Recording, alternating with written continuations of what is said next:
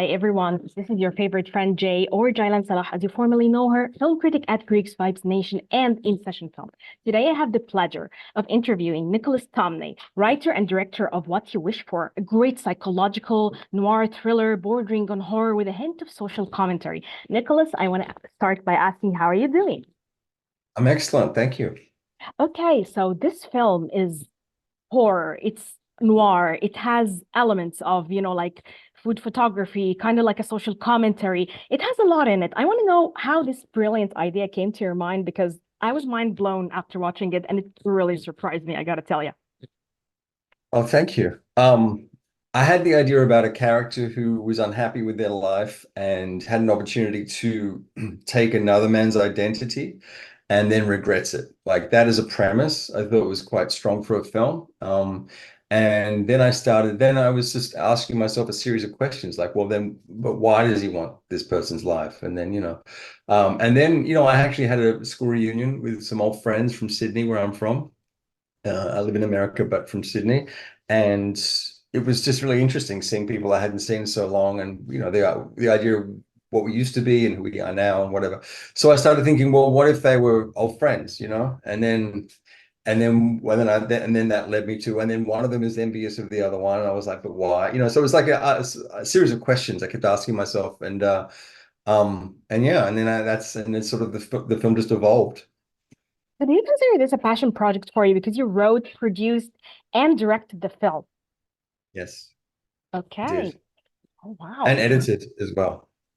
So it's like this mega project. So I want to know what's the social commentary because I felt a lot of recent works right now are talking about the disparaging, like rift between the classes, the different economics, the world, the state of the world, and how the rich are getting richer, the poor are getting poorer. But now it's kind of more overt than it used to be, or at least we're more exposed to it. So was this intentional on your part, framing it through this genre? Yes, absolutely. Yeah. And particularly, I think that those kind of ideas work really well in genre movies where you have, elements of murder or science fiction or whatever it is, and you can put sort of societal or philosophical ideas underneath it. And so then it doesn't become like a lesson, it becomes more just sort of embedded in the movie. But for sure, I mean, mainly this movie is a reaction to, I wrote the film in 2019. And so it was a reaction to what was going on in America politically in that year.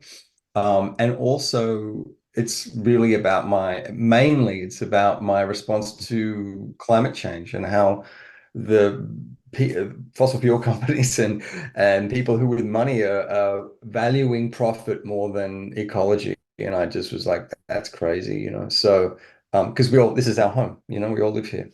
Exactly, exactly. The color palette of the film tells a lot of stories, even without the acting. So I want to know more about the significance of some of the colors, like the blues, the ambers, the greens. Like, how did you tell the story through color? Oh, that's a really good question. In fact, there is a total color theory going on in this movie. Wow. So blue represents Ryan, the ordinary world, and that's Ryan's color, and that's the color that he kind of wants to get away from. It's the thing that he wants to flee. When we first see Ryan, he arrives in blue, and the thing that he wants is yellow. When we first see Jack, he's dressed in khakis, but then he wears that yellow t-shirt, and he wants the yellow. And Ryan's always like, if you look at the movie, he's always like drinking from a yellow cup, and he's always yellow, yellow. He's chasing yellow, right? Making yellow. And but between yellow and blue is the color green. And so then when he starts in the middle of it, he wears that green Hawaiian shirt um and Imogen and Maurice are reds and browns and all those and oranges. And if you notice, they're always in those colors. Oh, and black. But interestingly, what happens is that towards the back of the movie, he starts to want to go back to blue. He wants to try, and so every time he tries to escape, he's back in his blues. So it's like he regrets the yellow. Um, and then at the end of the movie, he's in a yellow shirt. He gets, I mean, he's He's able sucked, to achieve it. he's sucked into this world. Yes, Yeah. and he got what he wishes for. Definitely. This is wonderful. So Nick Stoll is a great pick for the main protagonist. So I want to know, like, was he your first choice? How did the casting process go? I just wrote the script without anyone in mind, and then it was difficult thinking about who would want to play the role, and the film is a noir film, I think, in the sense that it's about a flawed character who's sort of overwhelmed by his desires, and his own desires are, he is his own worst enemy kind of thing, which is often what a noir movie is like. And so then it became, okay, well, so who's a good noir actor who's, in their early 40s? And as soon as I saw Nick's recent work, I had that feeling like, yes, it's Nick. So we sent him the script and he said, yeah. That's wonderful. Okay, so I read for you that you said some of your favorite films are the ones that feel like a spell. You watch them and you become immersed in them. And since this is a film that I was immersed in, I want to ask you like some of the films that you felt immersed with ever had like an effect on you, like an inspiration on you, not particularly for this movie, but the idea of film as a medium where you just get sucked into it and you cannot get out. There are so many. I mean, the first one I saw was Blade Runner when I was really young, and I saw that, and that because of the way that was photographed and the rain and the music and the whole thing. I mean, it totally is like that. I also think that Roman Polanski's like that. I think that uh there are, Quentin Tarantino is like that. Stanley Kubrick is like that. Akira Kurosawa is like that. I mean, I think really great filmmakers tend to create that feeling where where you sort of become you enter their world. David Fincher does that. You enter their world, and I think interestingly, by studying the way that they achieve this, the Coen brothers, they do that. You think, well, how are they achieving this? And often, and what I learned was that what they do is that they limit the palette that they're working with. Because it's not about it's actually about removing stuff, taking things out. So sometimes it becomes about what it's not rather than what it is.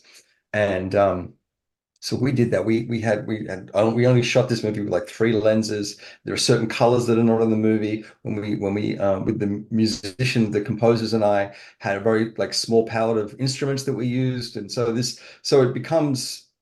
I guess it's the theory that the White Stripes used, that band, with just like limiting the palette to create a sort of vibe. And we did that. Okay, so my last question for you is like there are scenes that will always stick to your mind as the most difficult scene to shoot, the most beautiful or the most enjoyable scene for you, where you felt the magic happening in front of you. So can you tell me about these scenes?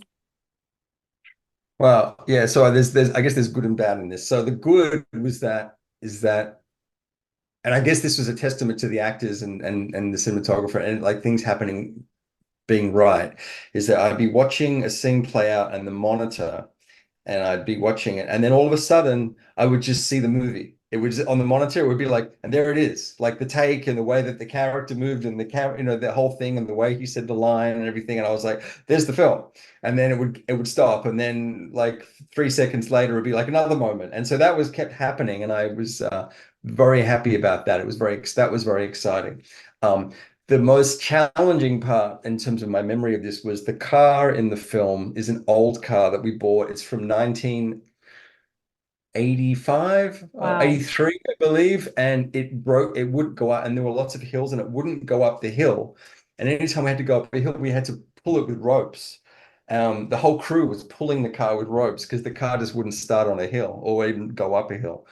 Um, but we needed an old car that was kind of like that. So that was very time consuming and ridiculous. And so every time I see the movie, I'm like, yeah, there's the car. That's the But car. yeah. Okay. Thank you so much, Nicholas. It was amazing talking to you and getting inside the mind of someone who created a film that I was sucked into. And I gave my submission to be part of it, part of this drive, Thank part of you. this trip. So thank you so much. And I can't wait for the world to see it. Oh, thanks so much, Jaylan. I appreciate that. Thank you. Okay. Okay.